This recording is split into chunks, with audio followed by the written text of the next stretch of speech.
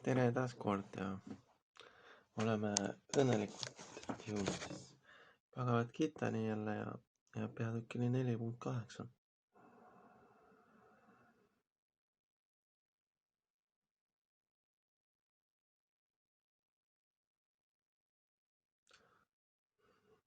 Et tuua ära pühad, endale pühendunud ja hävitada siis valetegijad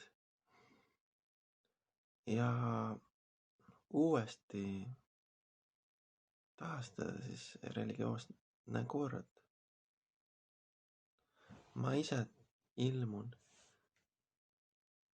milleeniumi järel, nii ütleb Jumal Krishna.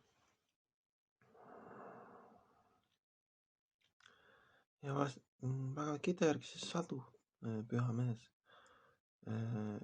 on mees, kes on Krishna teadvuses. Ehk siis Sadu on Indias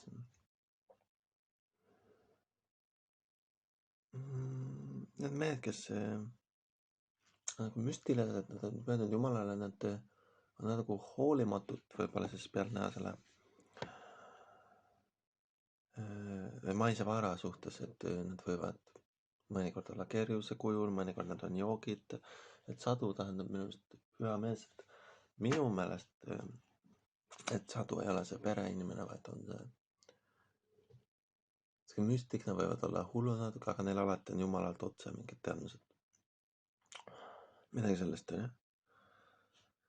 jah, et inimene võib tunduda, et ta ei ole religioosne, aga kui tal on Krishna teadvuse need kõik asjad olemas päriselt ja täiesti, siis ta öeldakse tema kohta Sadu, jah.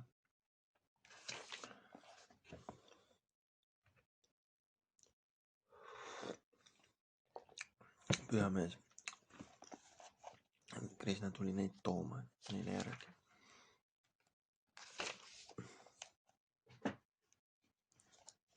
Ja Tuskrita ehk siis valetegija, see käib nende kohta, kes ei hooli siis Krishna teadvusest. Sellised olendid või Tuskrita, neid kirjeldatakse kui rumalad, narrid, madalaimad inimesed. Et inimestel on mitu teadvusseisundit. Need on madalamad inimestest. Ja inimeste hulgas madalad. Kuigi need võivad ennast, need on võib-olla mõnikord kaunistatud siis mingi madala haridusega. Ja samal ajal kui inimene, kes on 100% pühendunud ja seotud Krishna teadvusega, ja seda peetakse saduks. See ongi sadu. Isegi kui selline inimene ei ole hästi palju koolides hästi õppinud ega ka kultuurne. Ehk siin ma olen ka sama meelt nagu siin Prabhupada, et mõtle, kui sa ei käi koolis, vaid pühendud Jumalale näiteks ja uurid selle Krishna liikumise kohta ja laulad Jumalale. Ma arvan, et sa saad suuremaid teadmisi isegi, kuna sinu usk on tugev.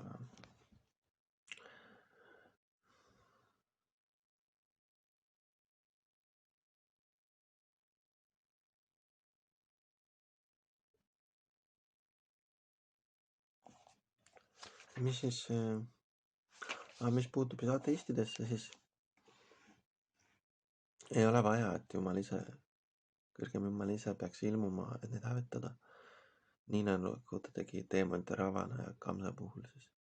Ravana oli siis Ramajanas see põhiteemon.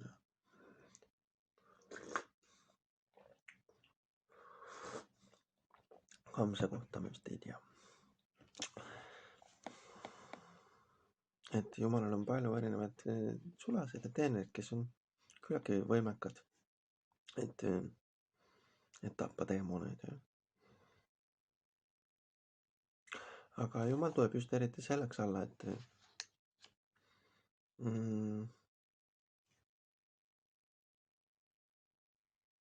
pakkuda meeldivust siis oma pühendunud järgijatele, keda alati kibutavad siis ära need teemonilaadsed olendid.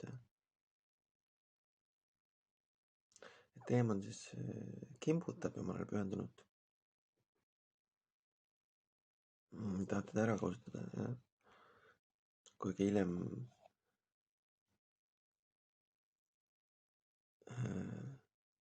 võib see pühendunu siiski hakata tema sõbraks.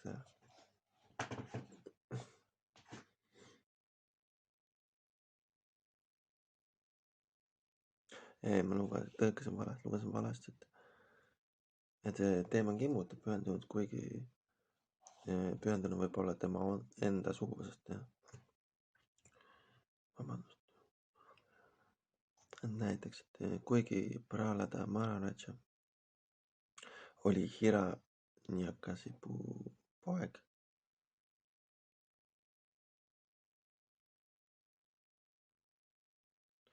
siis tema isa, kuigi see oli tema enda isa, siis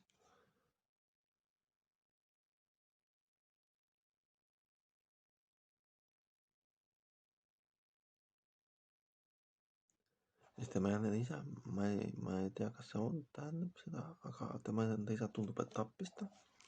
Siinkohal ma ei ole kindel, kas sain õigesti aru. Ja kuigi Devaki, Krishna ema, oli Kamsa õde,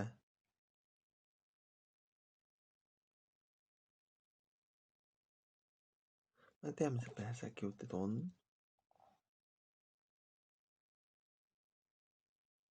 Ilmselt persecuted ei ole tapma, sest ilmselt see siis isa ei tapnud poega, vaid tegi midagi muud.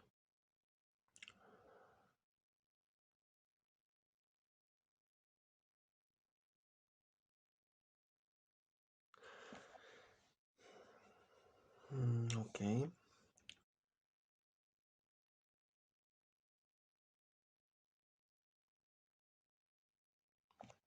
Ja et kuigi Devaki, Krishna ema, oli Kamsa õde, siis Devaki ja tema abikaasa Vasudeva, Krishna vanemad, siis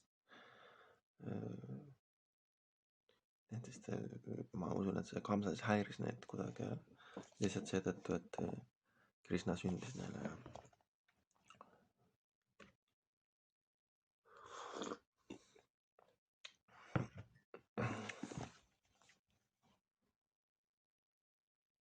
Et vanad pühakirjad, mitmese keele tõlgitud. Me siin siiski oma aeglases emakeeles, eesti keeles püüame alles orienteeruda.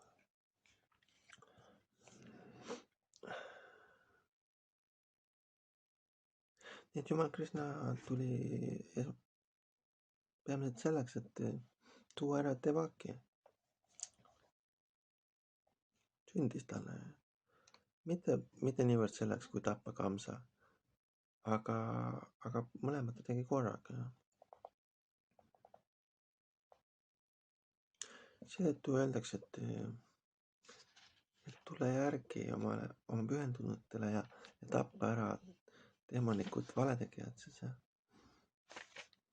Et selleks Jumal ilmub erinevates kehastustes.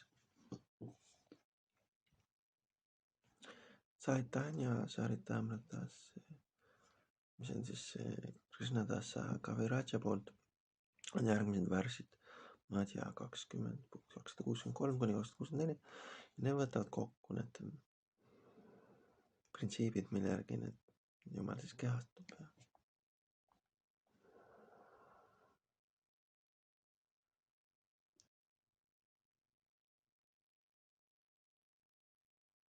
Et Jumala avatar või Jumala kehastus tuleb alla Jumala kuningriigist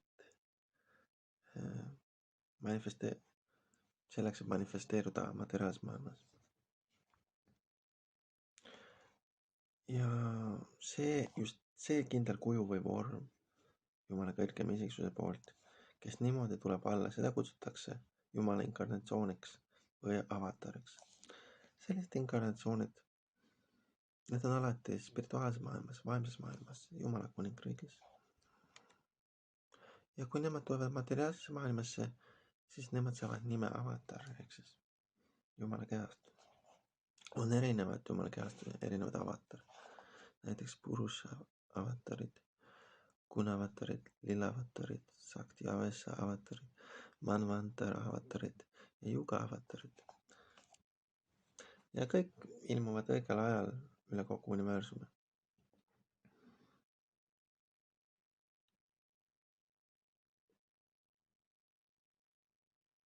Aga Jumal Krishna on siis alge esitene neile eelnev algne ja õige Jumal, jah. Primeval ehk siis neile eelnev algne Jumal, jah. Siis kõikide avatarite päritolu ja see, kust nad tulevad, jah.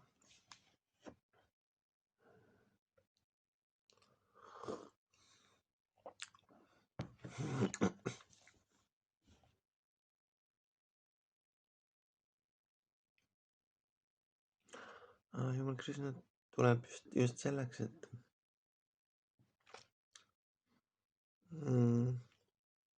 võtab ära need puhasti pühendunute need häiritused, kes on väga närvilised ja ootavad suure põnevusega, et teda näha tema algsel kujul, tema algsetes tegevustes Vrindavanas, mis on linn, küla või koht, kuhu Krishna ilmus ja sündis. See on püha koht, ma kuulsin. Ma teadsin seda kui Krishna sünnikohta. Ehk siis põhieesmärk, miks Krishna avatar tuleb Shemama, on, et rahuldada omale pühendunuid ja pakkuda neile meelehead. Jumal ütleb, et tema ise tuleb siia igal ajastul, igal ajajärgul. See tähendab, et ta tuleb siia ka Kali-yuga ajastul, see, mis on praegu käimas. Nii nagu on öeldud Srimad Bhagavatamis.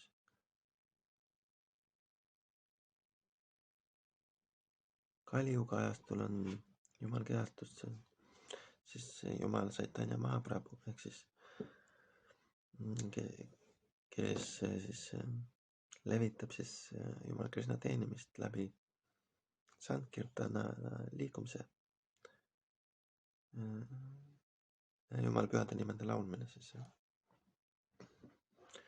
Ja levitab siis Krishna teadvust läbi kogu India. Ta ennustas, et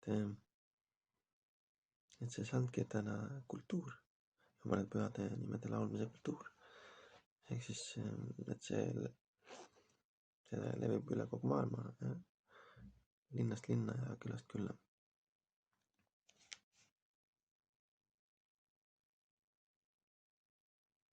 Jumal Chaitanya kui Jumal Krishna inkarnatsioon, kehastus, Jumala kõrgeima isiksuse kehastus, temast on salaja kirjutatud, aga mitte otse siis kõige nendes kõige erilisemates kohtades siis, kõige olulisemates ja varjatud kohtades siis meile ilmunud pealkirjades, näiteks Upanishades, Mahabharatas ja Bhagavatam. Ja Jumal Krishnale pühendunud neid väga tõmbab selle Sankirtana liikumise poole, Jumal Chaitanya poolt. See Jumala avatar ei tapa siis valetegijaid, vaid toob nad ära siis läbi oma tingimusteta halastuse. Aitäh selle hea teksti eest. See oli siis Bhagavad Gita 4.8.